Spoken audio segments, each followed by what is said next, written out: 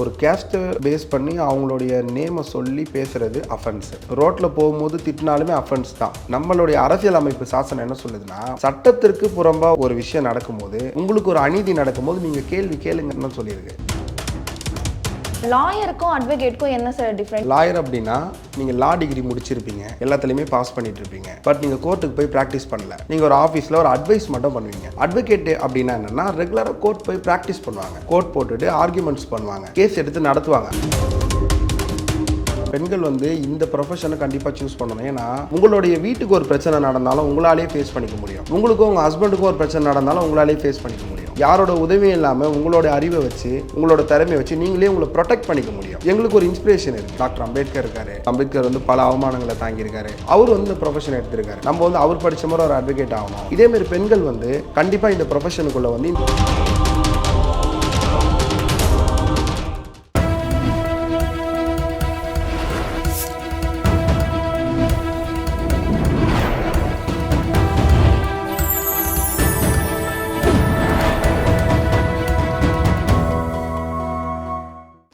நேயர்களுக்கு வணக்கம். இன்னைக்கு நம்மளுடைய நேர்காணல இணைஞ்சிருக்காரு அட்வொகேட் கௌதம். வணக்கம் சார். வணக்கம்மா சார். ஃபர்ஸ்ட் கொஸ்டின் என்ன அப்படின்னு பார்த்தீங்கன்னா, இப்போ இருக்க காலகட்டத்தில் எஃப்ஐஆர்னா என்னன்னு கூட தெரியாமல் நிறைய பேர் இருக்காங்க. ஸோ இந்த எஃப்ஐஆர்னா என்ன, எந்த மாதிரியான கேஸ்லலாம் இந்த எஃப்ஐஆர் போடுவாங்க? முதல்ல பார்த்தீங்கன்னா, எஃப்ஐஆர்னா ஃபர்ஸ்ட் இன்ஃபர்மேஷன் ரிப்போர்ட். இது போலீஸ் டிபார்ட்மெண்ட்டில் மட்டும்தான் இது போட முடியும். தமிழில் முதல் தகவல் அறிக்கைன்னு சொல்லுவோம். அதாவது ஃபார் எக்ஸாம்பிள், ஒரு சின்னதாக ஒரு கேஸு, இப்போ உங்களுக்கும் ஒரு பக்கத்து வீட்டுக்காரங்களுக்கும் ஒரு சண்டை, இல்லை உங்களுக்கும் உங்களுடைய நண்பர் தெரிஞ்சவங்க, இல்லை ஒரு சின்னதாக என்னை திட்டாரு, என்னை இவர் மிரட்டிட்டாரு, என்னை இவர் அடிக்க வந்துட்டார் அப்படின்னு ஒரு அளவுக்கு ஒரு சின்னதாக ஒரு அடிபட்டிருக்காது, ஒரு பெரிய அஃபென்ஸ் நடந்திருக்காது. அந்த டைமில் நம்ம எஃப்ஐஆர் போடணும்னு அவசியம் இல்லை.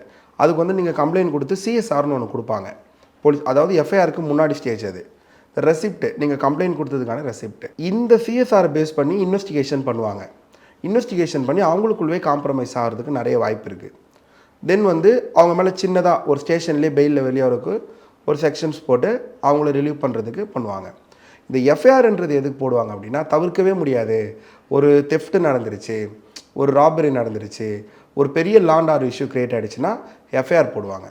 இதுக்கு பேர் தான் எஃப்ஐஆர். எஃப்ஐஆரை அதோட போலீஸ் ஸ்டேஷனோடு அது நிற்காது. அது என்னென்னா, இன்வெஸ்டிகேஷன் முடிஞ்சதுக்கப்புறம் அவங்கள ரிமாண்ட் பண்ணுறாங்களோ இல்லை அவங்களுக்கு பெயில் கொடுக்குறாங்களோ அது அதுக்கப்புறம் சார்ஜ் ஷீட்னு ஒன்று போடுவாங்க. இதை கோர்ட்டுக்கு கொண்டு போய் சப்மிட் பண்ணுவாங்க போலீஸ் டிபார்ட்மெண்ட்டு. சப்மிட் பண்ணி நீங்கள் இந்த சினிமாலெலாம் பார்த்துருப்பீங்க, ட்ரையல் நடக்கலாம் கோர்ட்டில், அந்த மாதிரி வாதாடி வழக்கு விசாரணை பண்ணி குறுக்கு விசாரணை பண்ணி வாதாடி ஒரு முழுமையான ஒரு தீர்ப்பு கொடுப்பாங்க. இதுதான் எஃப்ஐஆர்னுடைய முதல் ஸ்டேட்டஸ்மா. இப்போ சமீபத்தில் டிவிக்கோட சின்னத்தை தடை பண்ணியிருந்தாங்க. இப்போ மக்களோட கேள்வி என்னன்னா, முன்னாடியே இதை தடை பண்ணியிருக்கலாம், ஏன் இப்போ டிவிக்கோட சின்னம் அறிவிச்சதுக்கு அப்புறம் பண்ணியிருக்காங்க அப்படின்னு சொல்றாங்க. இது இல்லீகலா ஏதாச்சும் ஆக்ஷன்ஸ் எடுக்க முடியுமா சார்? அதாவது டிவிக்கோடைய சின்னத்தை தடை பண்ணலை, நல்லா புரிஞ்சுங்க. அதுக்கு ஸ்டே கிடையாது. எலெக்ஷன் கமிஷன் ஒரு அட்டானமஸ் பாடி. அதுக்கான எல்லா ரைட்ஸும் அந்த சின்னத்தை கொடுக்கறதுக்கு யார் யாருக்கு என்னென்ன சின்னம் கொடுக்கணுன்றது முடிவு பண்ண வேண்டிய இடத்துல எலெக்ஷன் கமிஷன் ஆஃப் இந்தியா இருக்குது. இப்போது தமிழ்நாட்டில் இந்த சின்னத்தை ஊதக்கூடாது, இந்த சின்னத்தை யூஸ் பண்ணக்கூடாது, இந்த விசிலை பயன்படுத்தக்கூடாதுன்னு ஒரு கவர்மெண்ட் சொல்லிச்சு அப்படின்னா, லீகலாக அவங்களுக்கு ரைட்ஸ் இருக்குது. எப்படின்னா, ஃபார் எக்ஸாம்பிள், நீங்கள் ஒரு விசில் எடுத்துகிட்டு போய் பப்ளிக்கை டிஸ்டர்ப் பண்ணுற மாதிரி ஒரு 100 பேர் சேர்ந்து பண்ணுறீங்கன்னா நியூசன்ஸ் ஆகிடுது. அப்போ அவங்க கட்டுப்படுத்தக்கூடிய சுச்சுவேஷனில் இருக்காங்க. விசில் சின்னத்தை பிடிச்சவங்களும் இருக்காங்க, பிடிக்காதவங்களும் இருக்காங்க. அப்போ நார்மல் பப்ளிக் என்ன பண்ணுவாங்கன்னா, என்ன இரிட்டேட் பண்ணுறாங்க, காதுகிட்ட ஊதுறவங்களுக்கு இரிட்டேட் ஆகும் இல்லையா? இப்போ நீங்கள் பஸ்ஸில் போகிறீங்க, இப்போ ஒரு கண்டக்டர் விசில் ஊதுனா ஃபைன், ஓகே, எல்லாருமே ஊதுனா உங்களுக்கு இரிட்டேட் ஆகும்ல. அந்த ஒரு சில காரணத்துக்காக கவர்மெண்ட் எடுக்க வேண்டிய நடவடிக்கையை நம்ம கட்டுப்பட்டு தான் ஆகணும்.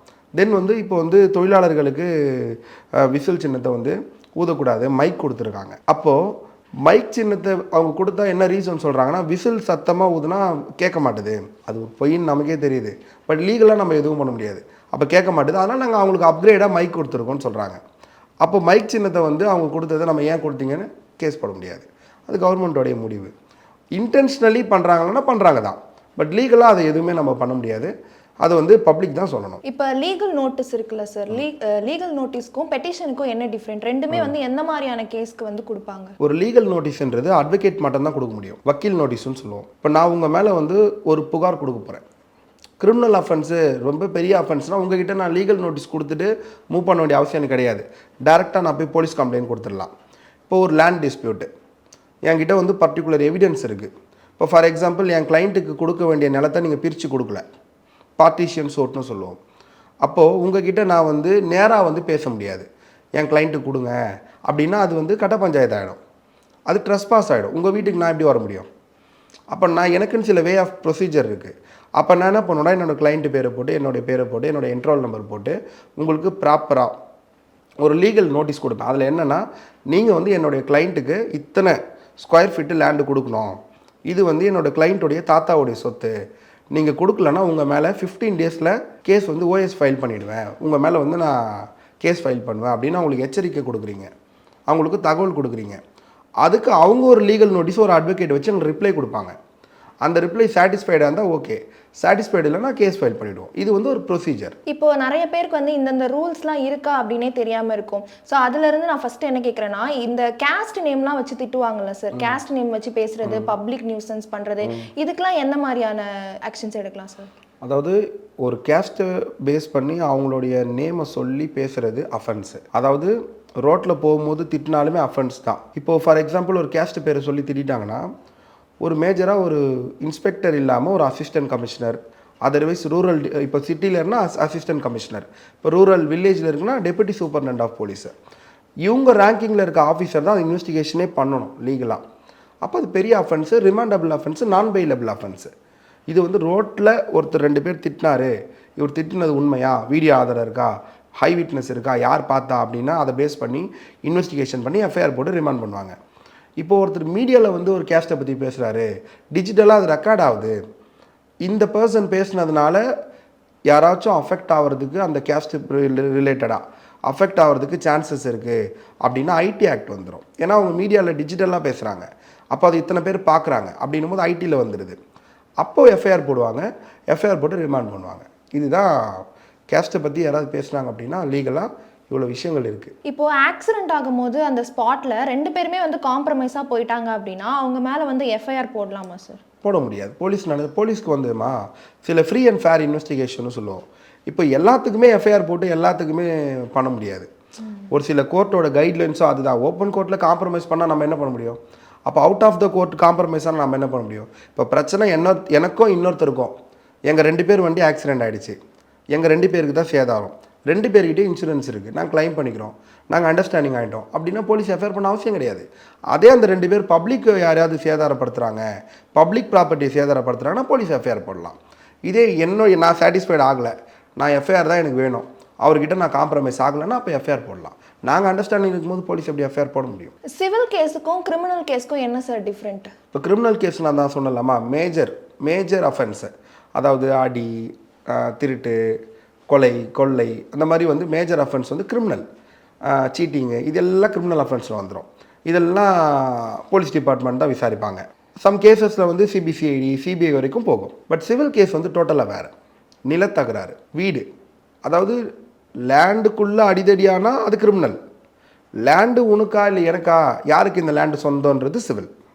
இதான் அது ரெண்டுத்துக்குமே வித்தியாசம். சார் இப்போ வந்து ஒய்ஃப் வந்து மேரேஜ்க்கு அப்புறம் அவங்களோட சேலரி வந்து பேரண்ட்ஸ்க்கு கொடுக்கக்கூடாது அப்படின்னு வந்து ஹஸ்பண்ட் சொன்னாங்கன்னா அது அவங்க மேலே ஆக்ஷன் எடுக்க முடியும்? எடுக்கலாம். ஒரு சட்டம் என்ன சொல்லுதுன்னா, ஒரு ஒய்ஃபாக இருந்தாலும் சரி, ஒரு அம்மாவாக இருந்தாலும் சரி, சிஸ்டராக இருந்தாலும் சரி, அவங்க ஒரு விமன், அவங்களுக்கான எல்லா ரைட்ஸும் கொடுக்கணும். அவங்களுடைய டிக்னிட்டிக்கு ஏதாவது, அவங்களுடைய தன்மானத்துக்கு ஏதாவது ஒரு குறை வந்தாலோ, அவங்கள வந்து இல்ட்ரீட் பண்ணாலோ, அவங்கள ஹாராஸ்மெண்ட் பண்ணாலோ, அவங்க மேலே கடுமையான நடவடிக்கைகள், விமன் ஹராஸ்மெண்ட் வரும். அது வந்து ஒய்ஃப் ஹஸ்பண்ட் மேலே கொடுத்தாலும் சரி, ஒய்ஃப் வந்து ஹஸ்பண்டோடைய அம்மா, ஹஸ்பண்டோடைய தங்கச்சி, ஹஸ்பண்டோடைய ரிலேஷன்ஸ் மேலே கொடுத்தாலும் சரி மேட் அவுட் ஆகும். அதே மாதிரி ஒய்ஃபு சம்பாதிக்கிறது, அவங்களோட சேலரின்றது அவங்களோட தனிப்பட்ட விருப்பம். அதை வந்து ஒரு ஹஸ்பண்ட் இவங்களுக்கு கொடுக்கக்கூடாதுன்னு சொல்கிறதுக்கு எந்த ரைட்ஸும் கிடையாது. அப்படி சொன்னால் அது ஹாராஸ்மெண்ட் தான். அவங்க மேலே, அவங்க கணவர் மேலே கம்ப்ளைண்ட் பண்ணால் சட்டப்படி என்ன நடவடிக்கைமோ எடுக்கலாம். கோர்ட்டில் வந்து ஃப்ரெண்டுக்கு ஷூரிட்டி கையெழுத்து போட்டால் அது ஏதாவது அஃபென்ஸ் ஆகுமா சார்? ஆகும். அதாவது இப்போது நீங்கள் வந்து ஒரு பேங்க்கில் ஒரு லோன் வாங்குறீங்க. இப்போ லோன் வாங்குறது உங்களுக்கு அடிப்படை குவாலிஃபிகேஷன்ஸ் வெரிஃபை பண்ணுவாங்க. சொந்த வீடு வச்சுருக்கீங்களா, உங்கள் பேரில் ஏதாவது இதுக்கு முன்னாடி ப்ரீவியஸ் லோன் இருக்கா, உங்கள் சிபில் ஸ்கோர் எப்படி இருக்குது, உங்கள் மேலே ஏதாவது கிரிமினல் எஃப்ஐஆர் இருக்கா, நீங்கள் ஏதாவது ஒரு பொலிட்டிக்கல் பார்ட்டியில் இருக்கீங்களா, இது எல்லாமே பேங்க் சைட்லேருந்து வெரிஃபை பண்ணுவாங்க. வெரிஃபை பண்ணிவிட்டு அந்த லோனை வந்து நீங்கள் சரியாக கட்டலை அப்படின்னா என்ன பண்ணுவாங்க, அப்போ சப்ஸ்டியூட்டாக ஒருத்தவங்க ஷூரிட்டி கேட்பாங்க.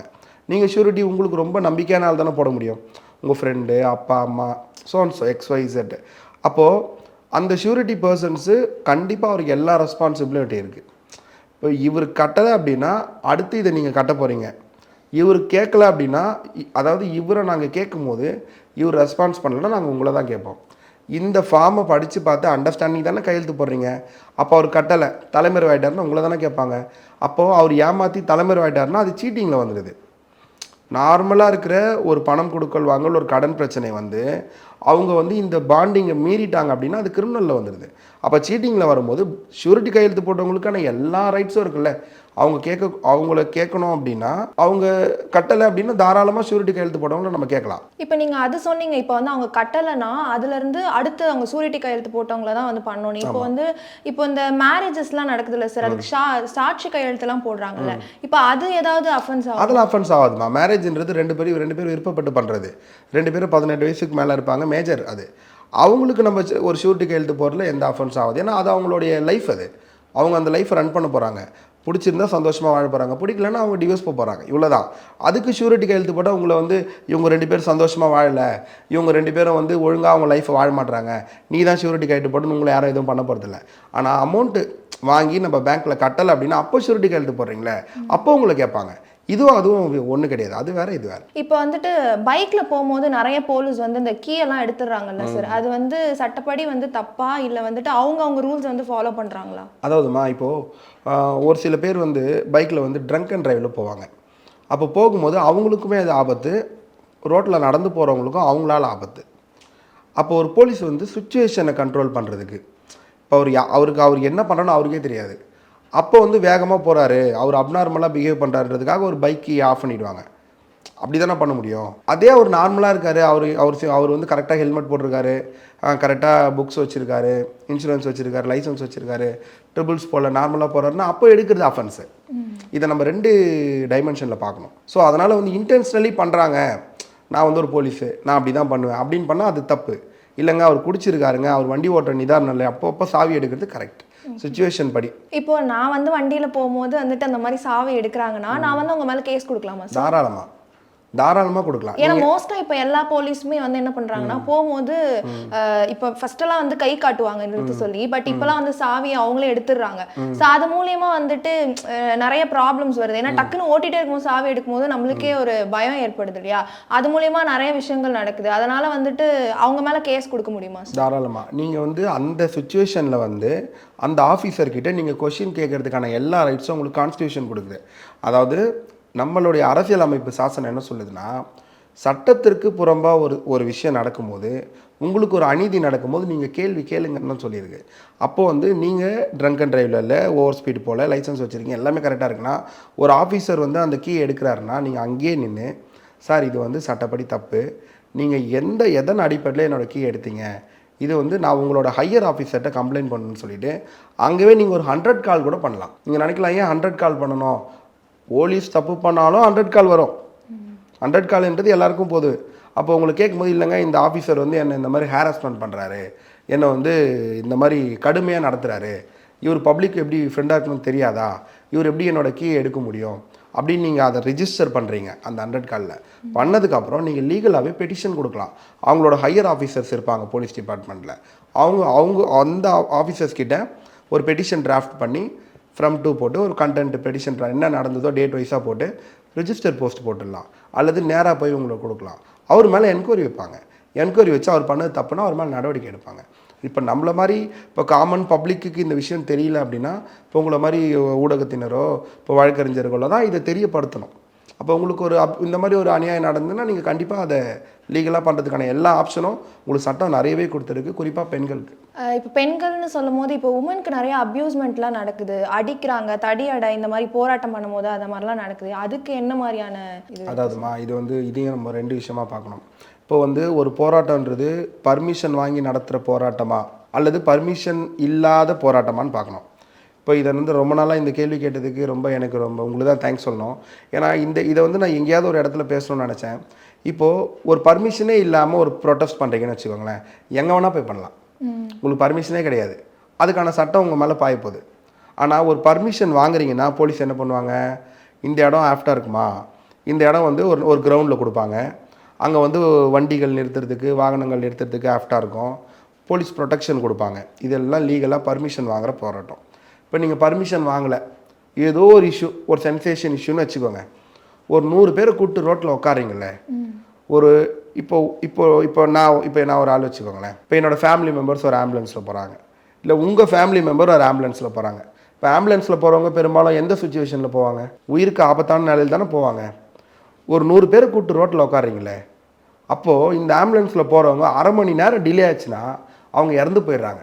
யார் பொறுப்பு? ஆனால் அதை தடியடி நடத்தி தான் வேறு என்ன பண்ண முடியும்? முதல்ல எடுத்தோடனே தடியடி பண்ணுறதில்ல. இதை வந்து நம்ம டீப்பாக பார்க்கணும். ஒரு மீடியாவில் வந்து அடிக்கிறது மட்டும் தான் போடுவாங்க, முன்னாடி பண்ண பேச்சுவார்த்தையை போடுறதில்ல. நேராக போய் இங்கே பாருங்கள், நீங்கள் சட்டத்துக்கு புறம்பாக பண்ணுறீங்க, இது அஃபென்ஸு, கலைஞ்சு போங்கன்னு சொல்லுவாங்க. கலைஞ்சு போக மாட்டாங்க. அரெஸ்ட் பண்ணுங்கள், நாங்கள் உட்காரோன்னு. ஆனால் அவ்வளோ பேர் 1000 பேர் நின்றுருப்பான் டிராஃபிக், அந்த ஆம்புலன்ஸும் நின்றுட்டுருக்கோம். அப்போ கேட்க மாட்டாங்க. அடுத்து வார்ன் பண்ணுவாங்க, மைக்கில் அனௌன்ஸ் பண்ணுவாங்க, அப்போயும் கேட்க மாட்டாங்க. அப்புறம் பீட் போலீஸ் வரும், அதுக்கப்புறம் ஃபோர்ஸ் இறக்குவாங்க, அப்போயும் கேட்க மாட்டாங்க. அப்போ சுச்சுவேஷனை, அப்நார்மல் சுச்சுவேஷனை ஹேண்டில் பண்ணுறதுக்கு ஒரு சில விஷயங்கள் சரிதான். நான் என்ன கேட்குறேன்னா, அந்த ஆம்புலன்ஸ் அவர் ஆம்புலன்ஸில் அவர் இறந்துட்டார்.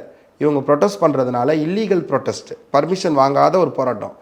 ஒரு வயசானவங்க வைப்பாங்க, ஒரு குழந்தைக்கு ஒரு எக்ஸாம் இருக்கும் காலையில், ஒரு 9 மணிக்கு எக்ஸாம் போகணும். அந்த குழந்தை 9:30 மணி வரைக்கும் டிராஃபிக்கில் நின்றுட்டுருக்கோம். இவங்க பண்ணுற ப்ரொட்டஸ்ட்னால, இவங்க பண்ணுற ப்ரொட்டஸ்ட்டுக்கும் அந்த ஹாஸ்பிட்டல் ஆம்புலன்ஸ் பேஷண்ட்டுக்கும் அந்த குழந்தைக்கு என்ன சம்மந்தம்? இப்போ நீங்கள் வந்து ப்ரொட்டஸ்ட்டுக்கு பெர்மிஷன் வாங்காமல் பண்ணுறதுல தான் இது பண்ணுறாங்கன்னு சொல்கிறீங்க. பெர்மிஷன் வாங்கி பண்ணுற ப்ரொட்டஸ்ட்டில் கூட நிறைய பேரை வந்து தடியடி நடத்துகிறாங்களே சார். அதாவது பர்மிஷன் வாங்கி ஒரு ப்ரொட்டஸ்ட்டு கொடுத்துருப்பாங்க, அந்த இடத்துல நீங்கள் என்ன மாதிரி பிஹேவ் பண்ணியிருப்பீங்கன்னு ஒன்று இருக்குல்ல.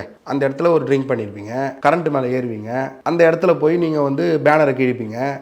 இன்னொரு ஒரு பொலிட்டிக்கல் பார்ட்டி ஒரு பேனர் வச்சுருப்பாரு, போகிற வழியில் அதெல்லாம் கிழிச்சிருப்பீங்க. அந்த இடத்துல சேரெல்லாம் அடித்து உடச்சிருப்பீங்க, உங்களுக்குள்ளவே அடிச்சுக்கிப்பீங்க. அப்போ போலீஸ் வேடிக்கை பார்க்குமா? சும்மா போய் யாரையும் அடிக்க முடியாதுமா. அப்படி அடிக்கிறது தப்பு தான், பட் சுச்சுவேஷனை கண்ட்ரோல் பண்ணுறதுக்கு ஒரு சில இதெல்லாம் பண்ணணும். இப்போ தடியடி வந்து சொல்லியிருந்தீங்க, உமனுக்கு வந்து தனியாக போகும்போது நிறைய அப்யூஸ்மெண்ட்லாம் நடக்குது. இப்போ அதை வந்துட்டு இப்போ ஃபார் எக்ஸாம்பிள் நார்மலாக பண்ணால் பரவாயில்ல, ரூல்ஸ் அண்ட் ரெகுலேஷன் தெரிஞ்ச அட்வொகேட்ஸே வந்து பண்ணால் அவங்க மேலே ஆக்ஷன்ஸ் எடுக்க முடியும்? கண்டிப்பாக. அவங்களுக்கு வந்து bar council of Tamil Nadu and Puducherry, bar council of இந்தியான்னு ஒன்று இருக்குது. ஒரு அட்வொகேட்ஸ் தப்பு பண்ணால் நீங்கள் பார் கவுன்சிலில் தான் போய் கம்ப்ளைண்ட் கொடுக்கணும் அவசியம் கிடையாது, போலீஸ் கம்ப்ளைண்ட் கொடுக்கலாம். எத்தனையோ காவல்துறை வந்து வழக்கறிஞர் மேலே எஃப்ஐஆர் போடுறாங்க, ரிமாண்ட் பண்ணுறாங்க, அதுக்கான சட்ட நடவடிக்கைகள் எடுத்துகிட்டு தான் இருக்காங்க. உங்களுக்கு வழக்கறிஞர்னால பிரச்சனைனா 2 வகையாக கம்ப்ளைண்ட் பண்ணும். ஒன்று போலீஸ் கம்ப்ளைண்ட் பண்ணுங்கள், அதர்வைஸ் அவங்க டிபார்ட்மெண்ட்டில் தமிழ்நாடு அண்ட் புதுச்சேரி பார் கவுன்சிலில் போய் கம்ப்ளைண்ட் பண்ணுங்கள். கம்ப்ளைண்ட் பண்ணால் இன்வெஸ்டிகேஷன் வச்சு நடவடிக்கை எடுப்பாங்க. போலீஸ் கம்ப்ளைண்ட் கொடுத்தீங்கன்னா முகாந்திரம் இருக்குன்னா நடவடிக்கை எடுப்பாங்க. ஏன்னா இப்போ இப்போ ஃபார் எக்ஸாம்பிளுக்கு சொல்கிறேன், ஒரு அட்வொகேட் வந்து அந்த மாதிரி அப்யூஸ் பண்ணும்போது அவங்களுக்கு வந்து சட்டத்தில் இருக்க ஓட்டை திருட்டு எல்லாமே தெரிஞ்சிருக்கும். ஸோ அப்படி பண்ணும்போது அவங்க மேலே எப்படி வந்து நாங்கள் ஆக்ஷன்ஸ் எடுக்கிறது அப்படின்ற மாதிரி கேட்குறேன். எடுப்பாங்க. அதாவது வழக்கறிஞர்கள் வந்து சட்டத்திற்கு அப்பாற்பட்டவர்கள்லாம் கிடையாது, நாங்களுமே சட்டத்துக்குள்ளே தான் இருக்கோம். நாங்கள் சட்டத்தை மீறினாலும் எங்கள் மேலே நடவடிக்கைகள் பாயும் அப்படின்றது தான் சட்டம். இதை யார் வந்து மாற்றினாலும் எதுவும் பண்ண முடியாது. உங்களுக்கு வழக்கறிஞர்கள் அப்யூஸ்மெண்ட் இருக்குது, அவங்க சட்டத்தை மீறலை, ஒருமையில் பேசுகிறாங்க, கிளைண்ட்டாக நடத்தலை அப்படின்னா கண்டிப்பாக அவங்க மேலே நீங்கள் புகார் கொடுக்கலாம். சார், சமீபத்தில் வந்து வேலண்டைன்ஸ் டே வந்து போச்சு. இது வந்து நார்மலாகவே கப்புள்ஸ் தொல்லை கொஞ்சம் அதிகமாக இருக்கும். இப்போ அந்த வேலண்டைன்ஸ் டே அப்போ வந்து நிறைய கப்புள்ஸ் அந்த மாதிரி தொல்லைங்களாம் இருக்கும். இது வந்து பப்ளிக் நியூசன்ஸாக க்ரியேட் பண்ணுறாங்களா, அவங்க மேலே அதாவது கேஸ் கொடுக்க முடியுமா? பண்ணலாம். அதாவது இதுக்கு ஒரு பெஸ்ட் எக்ஸாம்பிள் வந்து நியூ இயர். இப்போ ஒரு புது வருஷம் பிறக்குது, அதுவும் ஆங்கில புத்தாண்டுன்னா அன்னைக்கு நைட்டு எல்லா போலீஸுமே ப்ரொடெக்ஷனுக்கு தான் ரெடியாக இருப்பாங்க. இவங்களோட நோக்கம் அவங்கள காயப்படுத்தணுன்றது கிடையாது. ஆனால் நீங்கள் ஒரு சில வீடியோஸ்லாம் பார்த்துருப்பீங்க, ஃபுல்லாக குடிச்சிட்டு 3 பேர் ட்ரிபிள்ஸு பேரிகேட்ஸ்லாம் போட்டு அப்படியே இழுத்துட்டு அப்படியே அந்த ஃபயர் வரும் தெரியுமா, இந்த மாதிரிலாம் பண்ணும்போது அவங்கள நீங்கள் என்ன பண்ணுவீங்க? அப்போ அவங்க மேலே ஒரு சில நடவடிக்கை எடுக்கணும்ல. அது அவங்களுக்கு மட்டும் இல்லாமல் நிறைய பீப்புளுக்கும் வந்துட்டு அஃபெக்ட் ஆகும். இப்போ நம்ம ஸ்டேட்டில் நடக்கிறத இன்னொரு ஸ்டேட்டில் பார்க்குறாங்க, என்ன சொல்லுவாங்க, இவங்க போலீஸே இல்லையா, இவங்க ஏன் இந்த மாதிரி பண்ணுறாங்க, இவங்க யார் தான் கண்ட்ரோல் பண்ணுறது, கவர்மெண்ட்டு கெட்ட பேர் வரும். அப்போது வேலண்டைன்ஸ் டேவாக பார்க்குற வரைக்கும் நல்லது. அந்த வேலண்டைன்ஸ் டேவை ஓவர் அட்வான்டேஜாக எடுத்துகிட்டு பண்ணால் நடவடிக்கை எடுக்க தான் செய்வோம். அந்த மாதிரி கேஸ் வந்து போடலாமா? தாராளமாக போடலாம். வேலண்டைன்ஸ் டே அன்றைக்கி இவங்க மேலே கேஸ் போடக்கூடாதுன்னு எந்த சட்டமும் கிடையாது. எந்நேரமும் எந்த இடத்துனாலும் யார் மேலே வேணால் போடலான்றது தான் நம்ம சட்டம். அதை அவங்க எப்படி நடந்துக்கிறாங்களோ அதுக்கான எதிர்வினையை தான் பண்ணணும். அதுக்கு ஏதாவது ப்ரூஃப் வேணுமா சார்? கண்டிப்பாக வேணும். ப்ரூஃப் இல்லாமல் எடுப்பாங்க. எஸ் ப்ரூஃப் இல்லாமல் விட்னஸ் இருக்கணும், அதுவே சிசிடிவி எவிடன்ஸ் இருக்கும். இப்போ வேலண்டைன்ஸ் டேல என்ன அஃபென்ஸ் பண்ணாலும் மாட்டிப்பாங்க. இப்போ இப்போ பீச்சாக இருக்கட்டும், வேறு ஏதாவது ரெஸ்டாரண்ட்டு, எங்கே போய் என்ன ப்ராப்ளம், பப்ளிக் கூடுற இடம் எதுவாக இருந்தாலும் சரி, கம்ப்ளைண்ட் ப்ராப்பராக இருக்கணும்னு அவசியம் கிடையாது. பப்ளிக்கில் நடந்தால் யார் கம்ப்ளைண்ட்ரு? யாருமே கம்ப்ளைண்ட் கொடுக்க மாட்டாங்க. போலீஸ் மட்டும் கேஸ் எடுக்கலாம். அந்த மாதிரி வந்து வேலண்டைன்ஸ் டேவை ப்ரொசீஜராக முறையாக செலிப்ரேட் பண்ணிவிட்டு வீட்டுக்கு போகிறது தான் வேலண்டைன்ஸ் டே. நான் இது அட்வான்டேஜ் எடுத்துகிட்டு நான் பேரிகேடை உடைப்பேன், பைக்கை போட்டு உடைப்பேன், நான் வந்து இந்த பூவெலாம் எடுத்துகிட்டு அப்படியே ரோட்டில் போட்டு போவேன்னா அது யார் க்ளீன் பண்ணுறது? கேக் வெட்டி செலிப்ரேட் பண்ணுவோம், 100 பேரை கூப்பிட்டோன்னா யார் அதுக்கு ரெஸ்பான்சிபிள்? அந்த அந்த அதிகாரத்தை உங்களுக்கு யார் கொடுத்தது? இவ்வளோதான். அப்போ நடவடிக்கை எடுக்கலாம். இப்போ நெக்ஸ்ட் வந்து ஒரு அட்வொகேட்டாக வந்து நீங்கள் ஒரு கேஸ் வந்து எடுக்கிறீங்க அப்படின்னா அந்த கேஸ்க்கு வந்து நீங்கள் காசு வாங்கிட்டு பைசா வாங்கிட்டு அந்த கேஸ் வந்து நீங்கள் நடத்தலைன்னா உங்கள் மேலே வந்து நடவடிக்கை எடுக்கலாமா? எடுக்கலாம். அதாவது இப்போ நான் வந்து ஒரு கேஸுக்கு ஒரு தொகை, இவ்வளோ தொகை வாங்குறேன், இந்த கேஸுக்கு இவ்வளோ கொடுக்குறாங்க, அவங்க விருப்பப்பட்டு கொடுக்குறாங்க, வாங்குறேன் அப்படின்னா அதுக்கான நடவடிக்கை எடுக்கலை, நான் அதுக்கான வேலையை செய்யலை அப்படின்னா அவங்க தாராளமாக வந்து பார் கவுன்சில் தான், போலீஸ் கம்ப்ளைண்ட் போய் கொடுக்க முடியாது. ஏன்னா அது வந்து அவங்களோட தொழில். அவங்க தொழிலுக்கு அவங்க 5000 ஃபீஸ் வாங்கலாம், 5 லட்சமும் ஃபீஸ் வாங்கலாம், 5 கோடியுமே ஃபீஸ் வாங்கலாம். அது அவங்களுடைய கிரேடை பொறுத்து, அவங்களுடைய எக்ஸ்பீரியன்ஸை பொறுத்து, அவங்களுடைய நாலேஜை பொறுத்து.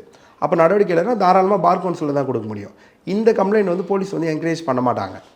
அவங்க ஃபீஸ் கொடுத்துருக்கீங்க, நடவடிக்கை நீங்கள் பார் கவுன்சில் கொடுங்க சார், ப்ராப்பராக கைட் பண்ணி அனுப்பிடுவாங்க. இப்போ இந்த லாயருக்கும் அட்வொகேட்டுக்கும் என்ன சார் டிஃப்ரெண்ட்? நிறைய பேர் என்ன சொல்கிறாங்கன்னா லாயர் வந்து வேற, அட்வொகேட் வந்து வேற அப்படின்ற மாதிரி சொல்கிறாங்க. பர்சனலாக எனக்கே அந்த கொஸ்டின் இருக்குது, அட்வொகேட்டுக்கும் லாயருக்கும் என்ன டிஃப்ரெண்ட்? லாயர் அப்படின்னா நீங்கள் லா டிகிரி முடிச்சிருப்பீங்க, எல்லாத்துலேயுமே பாஸ் பண்ணிட்டு இருப்பீங்க, பட் நீங்கள் கோர்ட்டுக்கு போய் ப்ராக்டிஸ் பண்ணல.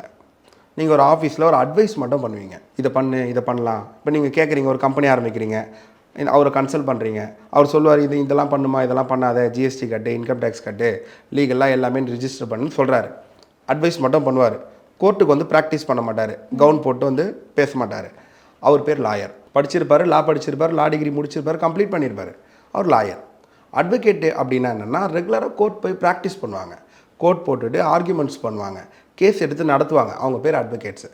இதுதான் 2 பேருக்கும் உள்ள டிஃப்ரென்ஸ். லாஸ்ட் கொஸ்டின் என்னன்னா, நீங்கள் வந்து இந்த பர்டிகுலர் ப்ரொஃபஷன் சூஸ் பண்ணதுக்கு என்ன காரணம்? அது மட்டும் இல்லாமல் இப்போது கேர்ள்ஸ்க்கு வந்து நிறைய ரூல்ஸ் அண்ட் ரெகுலேஷன்ஸ்லாம் தெரியணும். ஸோ அப்போ வந்து இப்போ இருக்க காலகட்டத்தில் இருக்க பெண்கள் வந்து இந்த லா ப்ரொஃபஷன் வந்து சூஸ் பண்ணலாமா, அது மூலியமாக அவங்களுக்கு என்னெல்லாம் நடக்கும் அப்படின்ற மாதிரி? ஏன்னா பெண்கள் வந்து இந்த ப்ரொஃபஷனை கண்டிப்பாக சூஸ் பண்ணணும். ஏன்னா இப்போது சமீபமான இல்லை, பொதுவாகவே நம்ம தமிழ்நாட்டில் இல்லை அதர் ஸ்டேட்டு நம்மளுடைய கல்ச்சர் என்னென்னா எதுவாக இருந்தாலும் பெண்கள் வந்து இப்போ தைரியமாக பேச ஆரம்பிச்சிட்டாங்க.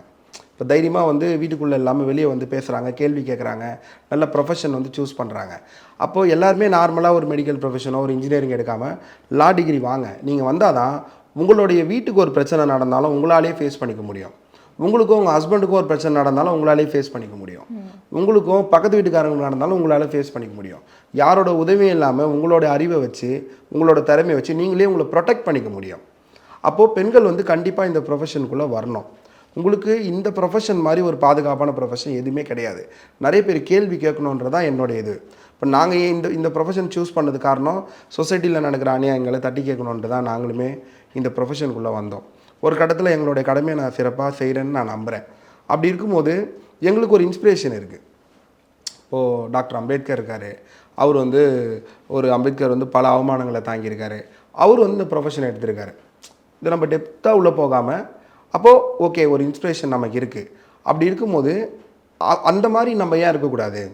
நம்ம ஒரு சமூகத்துக்காக எதாவது செய்யணும், சொசைட்டிக்கு எதாவது செய்யணும், நம்ம வந்து அவர் படித்த மாதிரி ஒரு அட்வொகேட் ஆகணும், நம்ம வந்து படித்தா யாருமே கேட்காத கேள்வியை நம்ம கேட்க முடியும் அப்படின்னு எங்களுக்கு ஒரு இன்ஸ்பிரேஷன் இருக்குது. அதுபடி நாங்கள் வந்தோம்.